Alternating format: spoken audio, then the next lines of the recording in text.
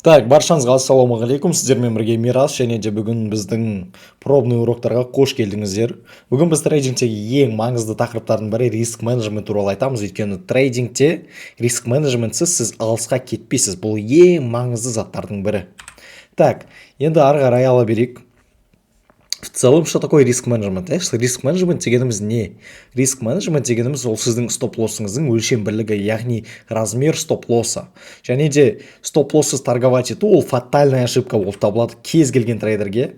В целом стоп-лосс деген ол сіздің осознанный убытогыңыз, яғни сіз өзіңіз қоясыз, мен мынанша жоғалтуға мына сделкада дайынмын дейсіз.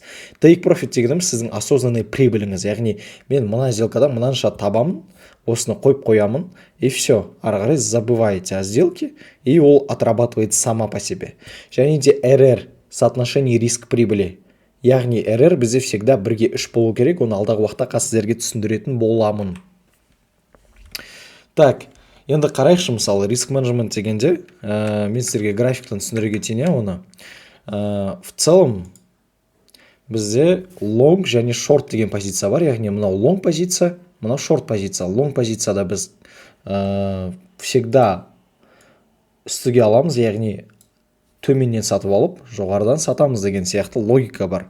Енді бұны ары қарай жалғастырайық. В целом long позицияда мысалы мынау біздің take profitіміз, яғни 1 к 3. Және де біз бұны былай санадық, яғни бізде мысалы $100,000 профшот бар. Риск менеджмент бойынша біздің стоп-лоссымыз 1%, яғни $100,000 1% ол бізде $1000, я? И RR, яғни соотношение риск-прибыли бойынша бізде RR минимум 3% болу керек, яғни 1-3 болу керек. Мысалы, мұнда бізде стоп-лосс 1%, мұнда 3%. Оны қалай білеміз? Сіздер осындай длинная позиция немесе короткая позиция сызған кезде соотношение риск-прибыли мысалы 3 деп тұрады. Мұнда да 3 деп тұр. Оны өзгертуге болады. Бірақ та в целом сізге график сіздің RR-іңіз қанша екенін айтады. Енді қараймыз. Мұнау біздің точка входа, яғни біз мына жерден бағаға кірдік, сделкаға кірдік. И егер де ол төмен кететін болса, біз любой момент жауып тастай аламыз. Мына жерде де, мына жер, любой жерде жауып тастай аламыз. Бірақ біз специально білеміз, біздің стратегиямыз бар. Яғни қай жерде жауып, қай жерде ашу керек екенін айта аламыз. Яғни біз мысалы мына жерде ашамыз сделканы, ол төмен құлап кетсе, онда стоп-лосс оны автоматически жауып тастайды. Яғни стоп-лосс мен take profitті қойғаннан кейін сіз хоть ұйықтаңыз, тамақ ішіңіз, достарыңызбен қыдырыңыз, сізге бәрібір, яғни риск менеджмент сізде соблюден. Яғни take стоп-лосс сізде бар. И ол өзімен өзі жауып тастайды. Сіз ары қарай қатты минусқа кетпейсіз. И осы жерге келгенде мысалы сіздің брокеріңіз сіздің ордеріңізді орындап, стоп-лосс пен сіздің сделкаңыз жабады. Мысалы, мұнда бізге стоп-лосс, яғни баға мұнда жеткенде сіз $1000 жоғалтасыз. Ал егер де ол take profitқа жететін болса, сіз яғни мына жер, любой жерде жауып тастай аласыз. Бірақ та именно take profitқа жететін жерде сіз $3000 таза пайда табасыз. Яғни сіз достарыңызбен қыдырып жүрсіз, take profitқа қойып қойдыңыз, сделка ашып қойдыңыз, все. Яғни мұнда кірдіңіз, мына жаққа барам дегенше сіз $3000 тауып алдыңыз. Енді шорт позицияға келетін болсақ, шорт позицияда керісінше біз төменге қарай сделканы ашатын боламыз. И мысалы сіздің мына точка входаңыз, міне. И ол егер жоғары кетіп қалатын болса, керісінше, я, мұнда төмен кетсе сізде минус, мұнда жоғары кетсе минус. Сізде минус $1000 болады. Мұнда тоже самый риск менеджмент бізде 1%, RR 1-3. Так, енді ары қарай біз не істейміз? Бізге бағаның төмен түскені керек. Баға төмен түскен кезде сіздің take profit қойып қойсаңыз, 1 к 3 қылып, онда сделка автоматически $3000 профитпен жабылады. Яғни бұл сіздің прибыліңіз, таза пайдаңыз. Take profit дегеніміз бізде осы, достар. В целом мен мына жерде толықтай түсіндіре алдым деп ойлаймын. Графикта қарап көрсеңіздер де болады. Графикта в целом то же самое. Енді қараймыз. В целом бізде мұнда не бар? Енді риск менеджментке келдік. Риск менеджменттің пайдасы туралы айтайын. Риск менеджмент бізде 1 немесе 2% болу керек, максимум 2%, яғни 0,5% алсаңыз болады. 1,5-2% ол максимум. Яғни мұнда сізде $1000 депозит бар дейік, и сіз 5 рет қатарынан стоп-лосс ұстадыңыз, 5 рет қатарынан минусқа кеттіңіз. Сізде мына жерде бірінші жағдайда риск менеджментіңіз 10%, яғни стоп-лосстың размері 10%, ал екінші жағдайда 2%. Енді сіз 5 рет қатарынан стоп-лосс ұстаған кезде 10% риск менеджментпен сіз $590 сіздің депозитіңізде қалады, яғни минус 41% депозитіңіздің почти жартысы. ал бұдан шығу өте қиын.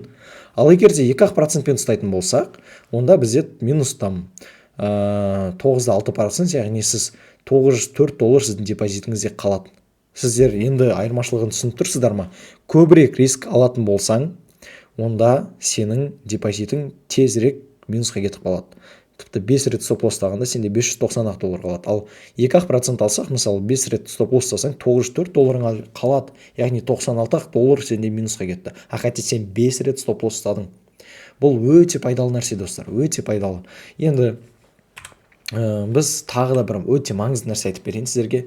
Бұл біздің ежеуменкі, яғни $100-дан қалай біз $400,000 жасай аламыз. Өте маңызды ғой, қызық қой, яғни қараңыз, сізде $100 бар. Сіз 1 жыл бойы торговать етесіз. Сіздің задачаңыз 50 пипс ұстау. 50 пипс дегеніміз ол кішкентай движение. Оны мысалы графиктан көрсететін болсақ, 50 пипс дегеніміз, мысалы минутный таймфреймға кірейік.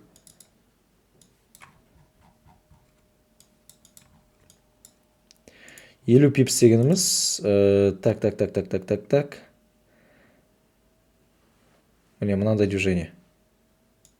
Яғни сіз күнде осындай ғана движение ұстап отырсаңыз, сізде полностью $400,000 табуға шансыңыз бар. Яғни қараңыз, сіз бірінші айда келдіңіз, сіздің балансыңыз, яғни депозитіңіз $100. $100 сіз 001 лотпен ашасыз. Алдағы уақыттарда біз лот туралы тағы да түсіндіріп айтатын боламыз.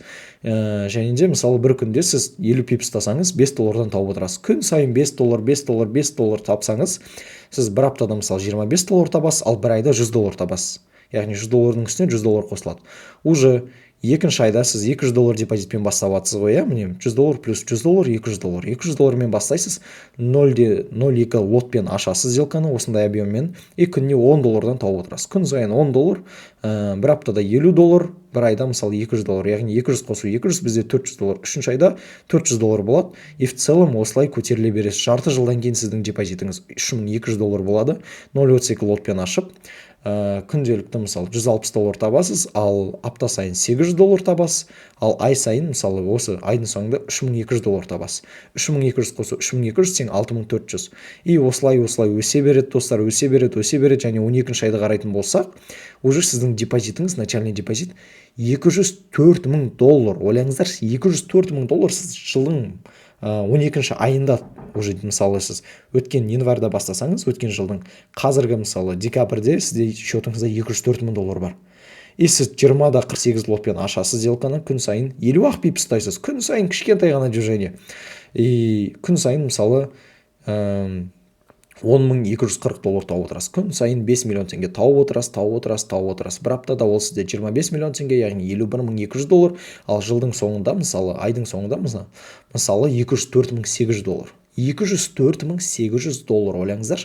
Енді $204,800-ге $204,800-ді қоссақ, $409,600 болады. Яғни сіздің мына $100-ыңыз $409,600 болды. Достар, енді ойланып қараңыздар. 50 пипс.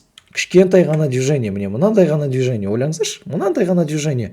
Мынаның күн сайын мысалы 1 минутта тауып тастауға болады шы мынаны. Күніне бірнеше ғана минут арнап осындай тауып $100-дан $409,600 қылуға болады. Яғни бұл бізде уже 200 миллион теңгеден көп. Қазір менің даусым кішкене дұрыс емес болып тұр, өйткені мен сәл-пәл ауырып тұрғаным бар.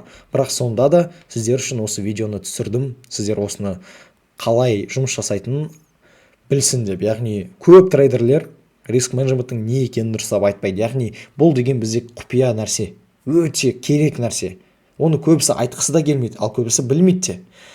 Және де енді біздің келесі сабақта мен сіздерге қалай с нуля трейдингте 5,000, 10,000, 20,000, 30, 50,000, 100, 200, 300, 400 мың долларға дейін капитал алуға болатынын айтып беремін. Ондай капитал алу өте оңай. Самое главное, дұрыстап торговать ете алсаңыздар болды. Так, барлықтарыңызға рахмет. Келесі сабаққа көше берсеңіздер болады.